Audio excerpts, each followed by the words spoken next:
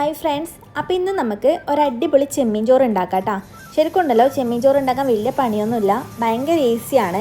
അപ്പോൾ ബിരിയാണിയൊക്കെ ഉണ്ടാക്കാൻ മടിയുള്ള ദിവസങ്ങളിലാണെങ്കിൽ നിങ്ങളിതൊന്ന് ട്രൈ ചെയ്ത് നോക്കിക്കോട്ടാ. എല്ലാവർക്കും ഒരുപോലെ തന്നെ ഇഷ്ടപ്പെടും. അപ്പോൾ ആദ്യം തന്നെ നമുക്ക് ചെമ്മീൻ ഒന്ന് ഫ്രൈ ചെയ്തെടുക്കാം. അതിന് വേണ്ടിയിട്ട് ചെമ്മീനിലേക്ക് ഉപ്പും മുളക് പൊടിയും കൂടി ചേർത്ത് നല്ലപോലെ മിക്സ് ആക്കിയതിന് ശേഷം ചൂടായ എണ്ണയിലിട്ട് നമുക്ക് ഫ്രൈ ചെയ്തെടുക്കാം കേട്ടോ.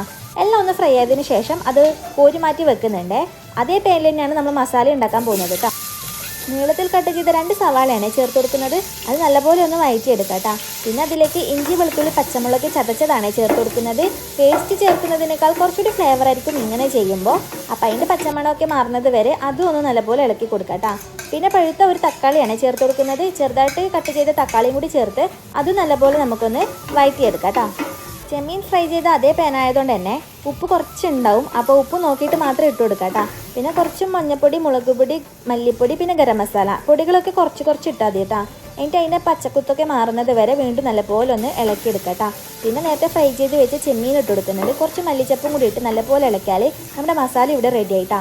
പിന്നെ നേരത്തെ കഴുകി കുതിർത്ത് വെച്ചാൽ നമ്മുടെ അരിയില്ലേ, അതും കൂടി ചേർത്ത് നല്ലപോലെ ഒന്ന് റോസ്റ്റ് ചെയ്തെടുക്കാം കേട്ടോ. അരി കുറച്ച് സമയം ഇങ്ങനെ റോസ്റ്റ് ചെയ്താലും നല്ല റൈസായിട്ട് കിട്ടും.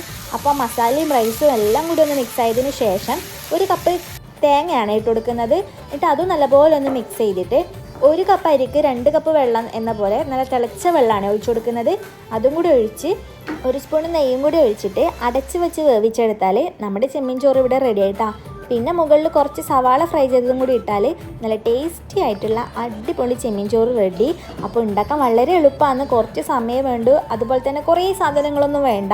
അപ്പോൾ ചെറിയ മടിയുള്ള ദിവസങ്ങളിൽ ഇതുപോലെ ഒന്ന് ട്രൈ ചെയ്ത് നോക്കിക്കോ, എല്ലാവർക്കും ഇഷ്ടപ്പെടും. അപ്പോൾ എൻ്റെ ചാനൽ സബ്സ്ക്രൈബ് ചെയ്യാത്തവരാണെങ്കിൽ നിങ്ങൾ ഒന്ന് സബ്സ്ക്രൈബ് ചെയ്യണേ. അതുപോലെ ഒരു ലൈക്കും ഒരു കമൻറ്റൊക്കെ തന്നെ എന്നെ സപ്പോർട്ട് ചെയ്യണേ.